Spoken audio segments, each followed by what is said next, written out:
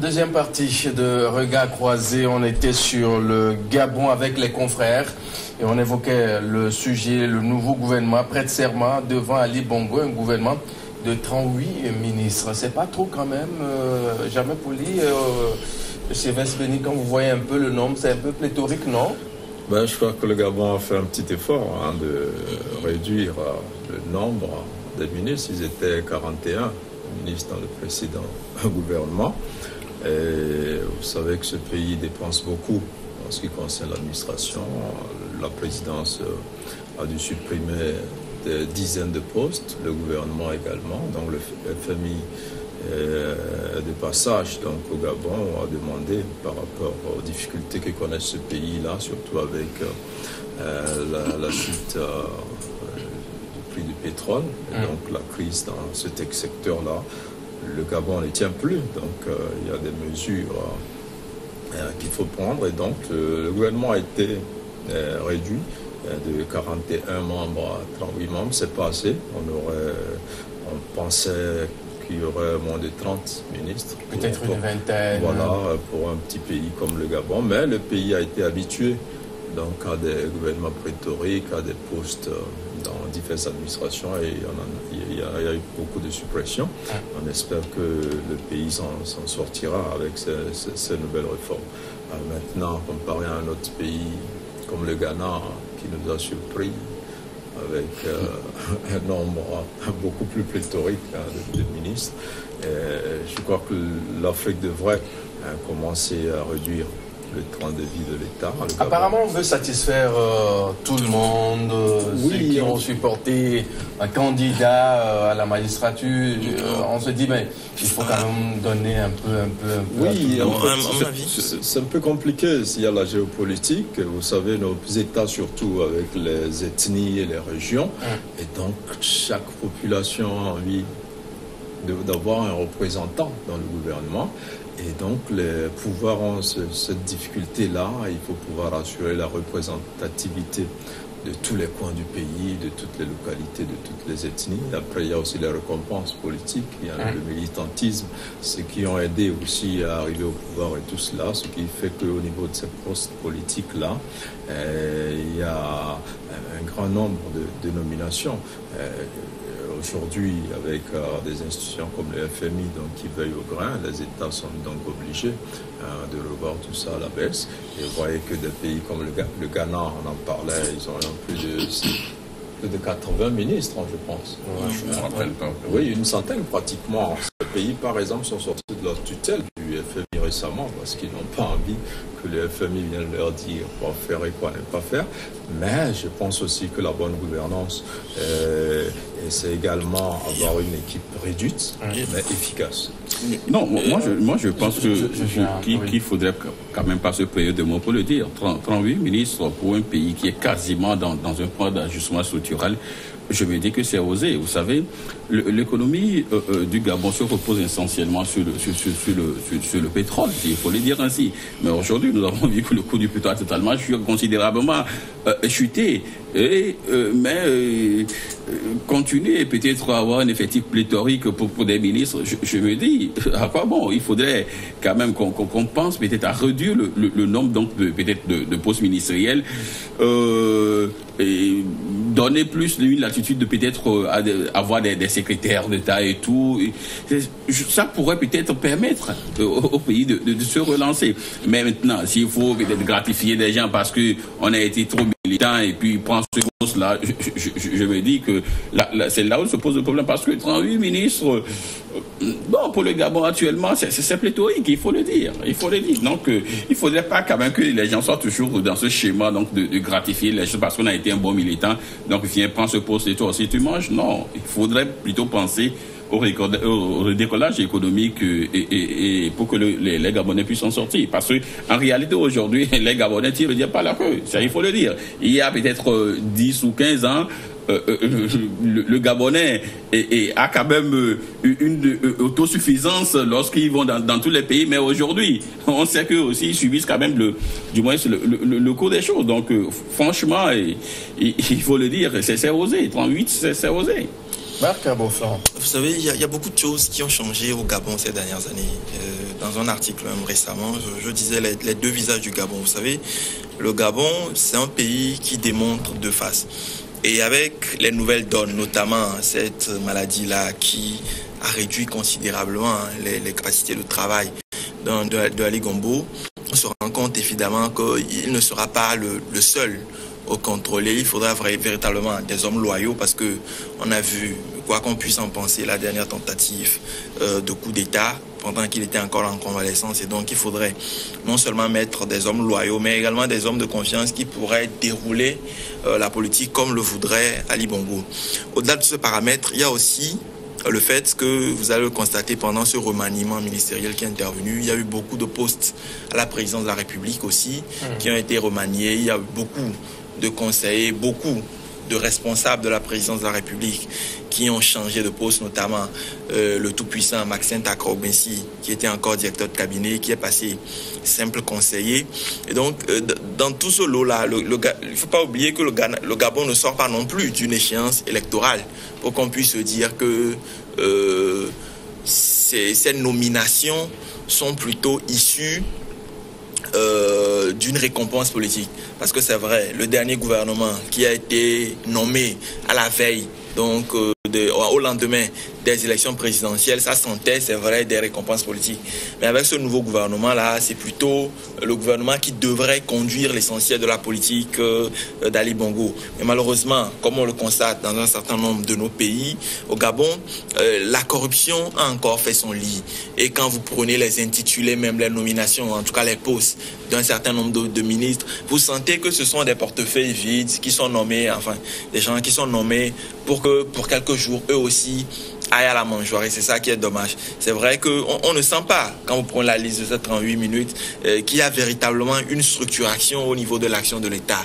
Et à mon avis, c'est ça qu'il faut déplorer dans ce choix des 38 ministres. Maintenant, pour faire le parallèle avec le Gabon, le Ghana, qui a un nombre également pléthorique de ministres, il ne faut pas oublier que le parti qui est au pouvoir au Ghana, le parti de Nana Addo Akufo, a passé beaucoup de temps dans l'opposition. Il y a beaucoup de personnes qui ont investi pour que ce parti-là puisse enfin se retrouver au pouvoir. Et il était tout à fait, à mon avis, normal que malgré tout, on puisse leur trouver des postes qui, en quelque sorte, sont des récompenses pour le travail accompli pendant que le parti était encore du côté de l'opposition. Merci Marc. On va devoir passer au second sujet de ce soir. Côte d'Ivoire, Laurent Gbagbo et Blé Goudé vont-ils rentrer au bercail? Sylvestre Béni, c'est possible de voir Gbagbo et Blé Goudé dans les jours qui viennent à Abidjan circuler facilement, refaire la vie comme se doit?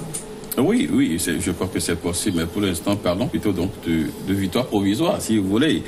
Parce que vous n'êtes pas sans savoir que la procureure donc, a interjeté appel et puis ce sera donc suspensif. Et là, ils ont donné un... Justement, mais vous rejeté finalement. Ils ont rejeté. Justement, mais ils seront dans les proximités donc de la haie. Vous verrez que c'est presque une liberté provisoire. Parce que si le juge demande à ce que, au niveau donc du greffe, qu'on prenne quand même des dispositions, à ce qu'ils répondent aux appels du juge, donc vous verrez que aujourd'hui, on va pas quand même peut-être les laisser aller beaucoup plus loin que dans les pareils donc du Pays-Bas, c'est-à-dire de la haie, parce que ce serait pratiquement le même schéma que Jean-Pierre Bemba. Aujourd'hui, on l'a laissé aller en Belgique, à chaque fois qu'on veut quand même peut-être lui demander un certain nombre de choses, il doit donc répondre donc, au niveau de la cour. Mais je doute fort qu'on puisse peut-être laisser Gbagbo, peut-être Blé Goudé rentrer en Côte d'Ivoire. Mais on verra la suite. Il est vrai qu'ils sont acquittés, mais si on demande à ce qu'ils répondent à chaque fois donc à la justice, on va finalement les appeler pour quoi faire?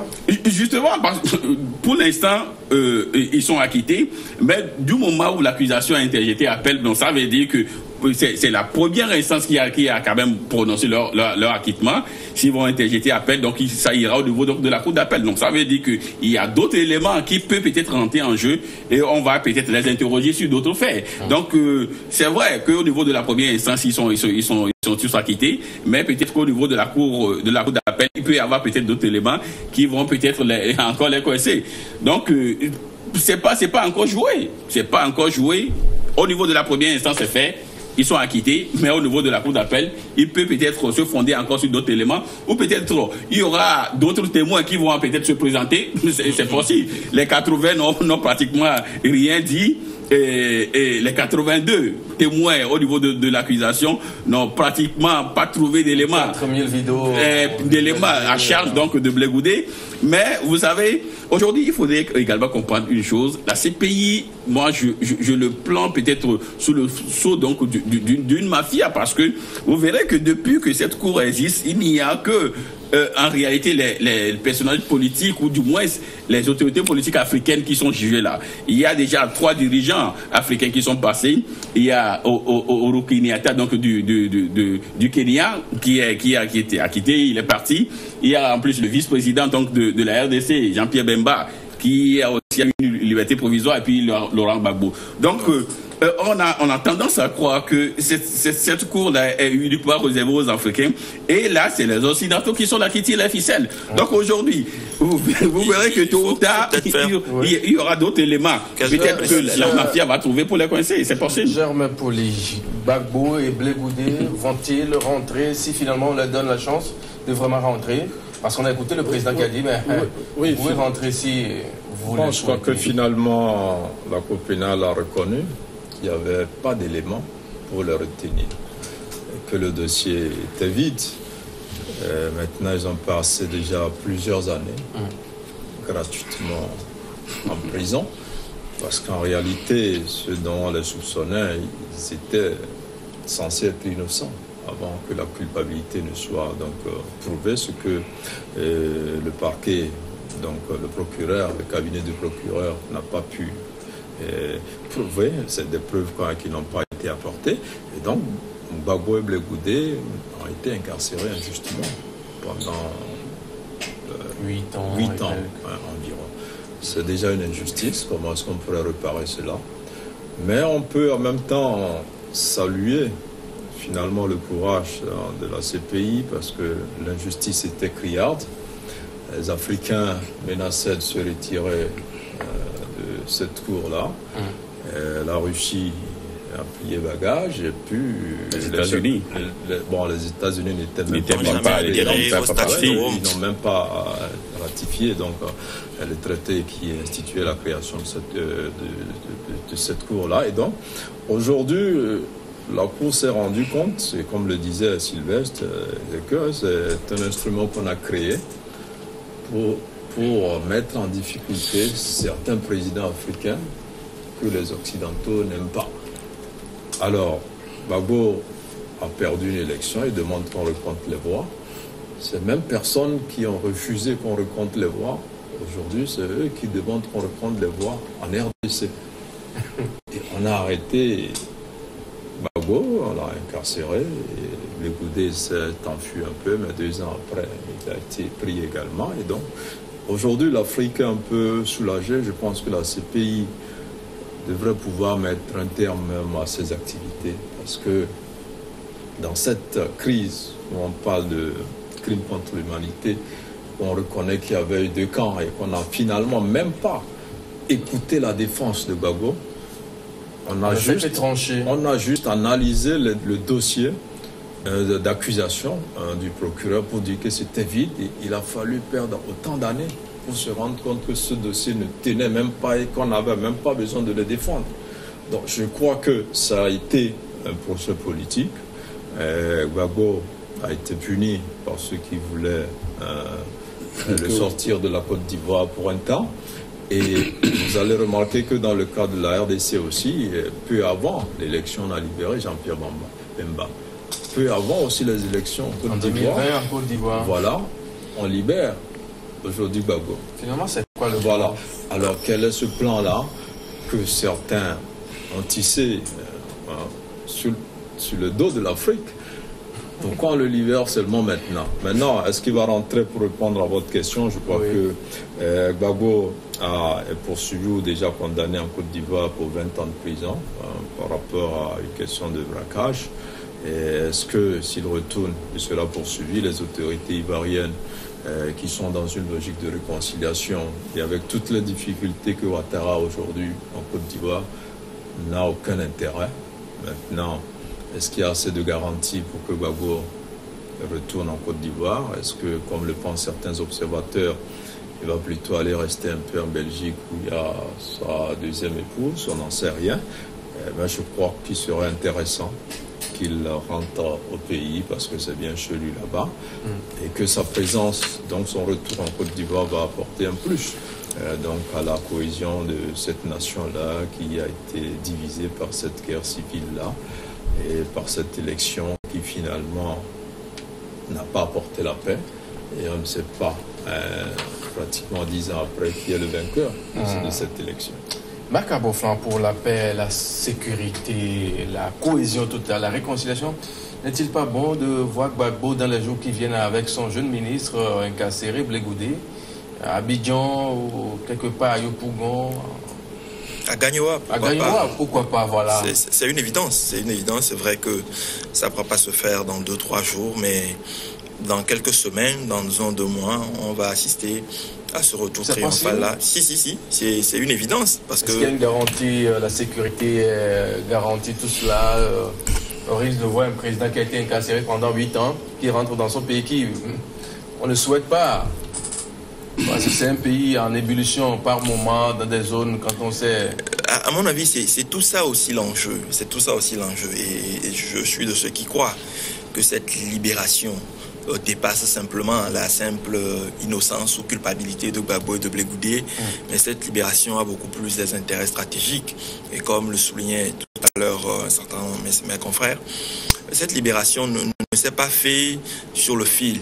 On a attendu la veille des élections. Et si on compare ces éléments, par exemple, avec le cas Bemba, où Bemba a été condamné pour subornation de témoins, mais acquitté sur les preuves, en tout cas sur le dossier de crime contre l'humanité, on voit que c'est pratiquement similaire au cas Gbagbo à la veille d'élection. Et on a vu comment, dans le cas RDC, peut-être on va y revenir ce soir, dans le cas RDC, comment on a téléguidé ce Bemba qui devait être candidat à la présidence. Finalement, il n'a pas été. Bemba qui a soutenu après un certain Fayoulou, dont une certaine France réclame aujourd'hui la vérité des urnes, en tout cas la France qui réclame Martin Fayoulou comme vainqueur de cette élection. Et quand je fais rapidement le parallèle, nous avons tous vu ces images-là de chars français qui sont allés sauter le bunker présidentiel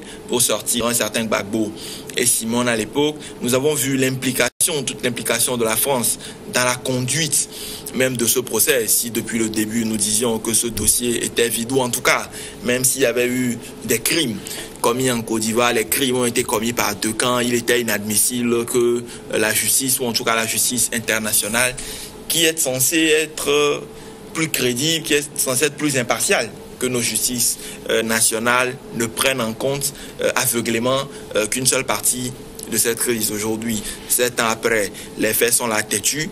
Ils ont été acquittés, même si le procureur a interjeté appel. Ils sont libres. Ils pourront regagner la Côte d'Ivoire, mais je pense qu'aucun n'a intérêt, que ce soit Ouattara et son camp, mais également que ce soit Gbagbo même et Blé Goudé, aucun n'a intérêt aujourd'hui à ce que la Côte d'Ivoire ressurchauffe à nouveau.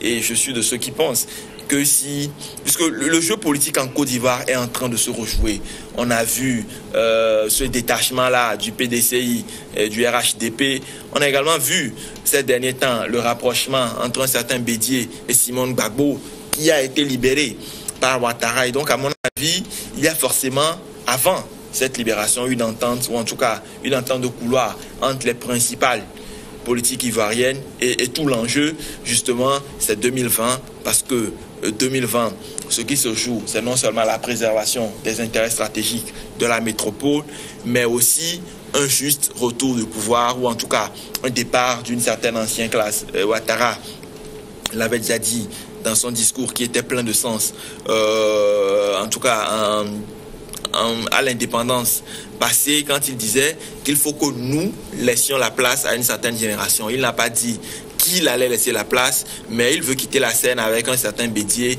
et pourquoi pas un Gbagbo. Et donc dans les prochains jours, je pense qu'ils vont rentrer. Il y aura bien évidemment, que ce soit à Bobo, à Yopougon ou même à Gagnoa, des scènes de liesse pour accueillir là ces deux personnages qui sont devenus finalement des héros de toute l'Afrique. Mais au-delà, je pense qu'il y aura une recomposition de la géopolitique ivoirienne et Gbagbo, ou en tout cas Blé Goudé, vont certainement jouer dans les prochains jours un rôle clé dans le landerneau politique. Sylvain Souvenir, juste après l'annonce de la libération, l'acquittement bien sûr de Gbagbo et son ministre, on a vu ce qui s'est passé il y a quelques heures à Abidjan, ce qui veut dire que le mythe Gbagbo demeure toujours à Abidjan. Oui, je crois que Gbagbo a toujours eu une cote de popularité énorme en Côte d'Ivoire. Je crois que aussitôt après l'acquittement, j'ai quand même joint quelques amis là. Mais il faut également reconnaître que l'autre camp, le même jour, avait quand même brûlé des pneus, donc au niveau donc de plateau d'Okuote, donc ils ont été repoussés, chassés par les forces de l'ordre. Ça veut dire qu'aujourd'hui, la libération de Gbagbo, il y a certains qui sont contents, d'autres non. Donc, mais la majeure partie, il faut dire que Gbagbo est très souvent considéré comme un digne fils du pays et que Ouattara est souvent présenté comme peut-être un produit français. Bon, un Burkinabé ou un produit français. D'autant plus qu'il a passé au moins une bonne partie après la période où il a servi sous leur père de la nation, Fauboigné. Après cette période, c'est quelqu'un qui a totalement effacé du jeu politique avant donc de revenir plus tard. Et donc Gbagbo a toujours été considéré comme un digne fils du pays. Et il a quand même une cote de popularité énorme. Et là, aujourd'hui, rien n'exclut que Gbagbo soit encore candidat, peut-être pour les élections de 2020.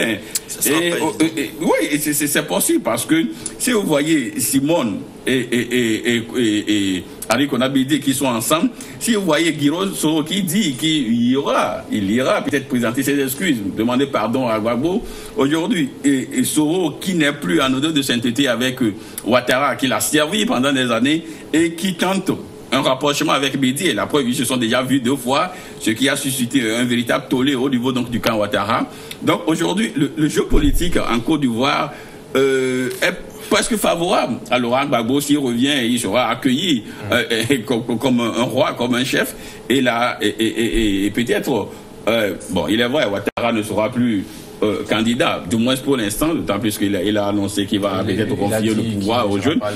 Mais vous savez, nos hommes politiques, il faut être tellement prudent, parce que Gbagbo, à mon avis, ne sera pas candidat. Mais ce sera le principal faiseur de roi dans la prochaine Côte d'Ivoire, parce que j'ai l'impression qu'il y a une génération qui est en train de passer. On pourra avoir comme candidat une Simone. On pourrait également avoir Blé Goudé, qui a toujours prouvé sa loyauté à Okang Gbagbo. Et il ne faut pas oublier aussi que le fait qu'ils aient été déportés, il ne faut pas oublier que le fait qu'ils aient été déportés à la CPI a contribué à rehausser leur cote de popularité en Côte d'Ivoire. Et donc, Ouattara, ça sera compliqué pour lui, c'est vrai, mais Ouattara a aussi toutes les cartes. Et moi, je suis de ceux qui pensent que Ouattara pourrait être derrière cette libération-là, parce que celui dont le pouvoir est le plus menacé aujourd'hui par cette libération, ou celui qui est le plus menacé, c'est Ouattara, parce que Ouattara a un camp qui est tout effrité autour de lui, et donc Gbagbo peut jouer un rôle, mais pas un rôle de premier plan. Il sera celui qui va faire le roi prochainement en Côte d'Ivoire. J'aimerais pour lui, c'est pas aussi facile de voir, on arrête quelqu'un, on envoie 8 ans après, on dit le dossier est vide, le camp d'en face, on juge personne. Il y a des tueries quand même, il y a des choses qui ont été faites d'une façon dramatique, on juge personne dans cette affaire-là, on libère les gens, on dit bon, c'est fini, c'est pas quand même facile. Oui, mais c'est ça, il y a eu déjà plus de 3000 morts. Quand on reconnaît que Gbagbo n'est pas dans Blé Goudé, on a quand même cherché quelqu'un coupable, non? Il y a eu peut-être la France. Il y a plus de 3000 morts dans cette crise-là. Et aujourd'hui, on sait qu'il y a eu au moins 2 camps qui s'affrontaient. Et il y a eu des bourreaux dans chaque camp. Alors, on a assisté plutôt à une justice des vainqueurs. D'abord, c'est Gbagbo qui est arrêté avec Simone Gbagbo, sa femme. Et comme Gbagbo est plus encombrant, on a préféré envoyé à la CPI parce qu'en prison en Côte d'Ivoire, ça allait être plus compliqué à gérer. Et il fallait aussi le séparer de sa femme, qui a beaucoup de poids à ses côtés, beaucoup d'influence selon certains. Et donc finalement, on revient nous dire que l'accusation, il n'y avait pas de preuve de l'accusation. Et pourtant, il y a eu crime contre l'humanité. Alors, comme vous le dites, si ce n'est pas Gbagbo, c'est qui? Donc, il faut chercher dans l'autre camp. Donc, le coupable a envoyé également. Et pendant tout ce temps, les gens ont dit, c'est pour ça d'ailleurs que la Cour n'a pas voulu que la défense de Gbagbo s'exprime. Parce qu'on a toujours réclamé les autres bourreaux pour qu'on les juge ensemble, ce qui n'a pas été le cas. Si vous êtes incapable, aujourd'hui, ceux qui dirigent avec Ouattara, les chefs de guerre, qui sont avec Ouattara, ils devaient être aussi à la CPI. S'ils ne sont pas, même les Guillaume Soro, qui a été le chef des rebelles, qui a servi d'abord Gbagbo, il ne faut pas l'oublier, avant de se rallier à Ouattara. Donc tous ces gens-là ont leur place à la CPI. Maintenant, la détention ou le fait d'être en prison, c'est une exception. Ce n'était pas ça la règle. En principe, on peut laisser les gens libres, surtout des personnalités comme ces noms-là, ces grands noms-là qui pourront se représenter. C'est ce qu'on demande aujourd'hui, cette garantie qu'on demande à Blé-Goudé, à Gbagbo. Mais on aurait voulu que toutes ces personnes-là qui aujourd'hui dirigent le pays ou qui sont dans l'opposition et qui ont joué un rôle négatif dans cette crise-là et qui a fait plusieurs victimes, répondent. Qu'est-ce que le gouvernement a choisi de faire aujourd'hui? C'est de dire, bon, on va essayer de calmer les victimes, on va alourdir encore l'enveloppe financière donc qui était allouée. Ça a été fait, l'annonce a été faite aujourd'hui donc pour apaiser encore les victimes, mais c'est un jeu trouble. Et puis il y a une commission mise en place pour la réconciliation des Ivoiriens, une commission qui travaille mais qui est en face des difficultés. L'une des difficultés majeures, c'était justement l'emprisonnement de Laurent Gbagbo, parce que tous les Ivoiriens, en tout cas la majorité, surtout les Africains, avait envie que cet homme-là soit libre, puisque c'était clair qu'il n'est pas le seul acteur de cette guerre-là. Et donc, il fallait qu'il revienne. Aujourd'hui, on souhaite vivement qu'il revienne. Et pour revenir aux élections, aujourd'hui, Gbagbo est condamné à 20 ans, même s'il y avait une grâce présidentielle. Ça veut dire que légalement, il ne pourra même pas être candidat, parce que le camp est condamné. Merci Germain. Permettez, on va devoir marquer une pause. L'info, c'est l'heure. Juste derrière, on se retrouve pour la suite du grand rendez-vous de ce soir. Regard croisé avec les confrères sur ce plateau.